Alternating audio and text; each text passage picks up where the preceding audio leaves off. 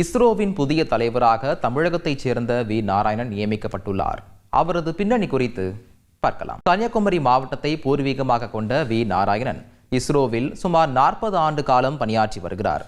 பல்வேறு முக்கிய பொறுப்புகளை வகித்துள்ள இவர் ராக்கெட் மற்றும் விண்கல உந்துதல் தொழில்நுட்பத்தில் நிபுணத்துவம் பெற்றவர்.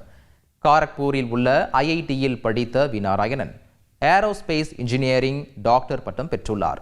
IIT காரக்பூரில் MTech படித்தபோது சிறந்த மாணவராக விளங்கி பதக்கம் பெற்றுள்ளார்.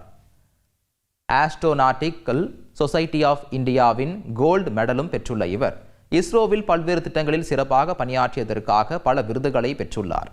இஸ்ரோவின் GSLV Mark 3 ராக்கெட் திட்டத்திற்கு CE-20 கிரையோஜெனிக் என்ஜின் உருவாக்கியதில் இவரது பங்கு மிகவும் முக்கியத்துவம் வாய்ந்தது.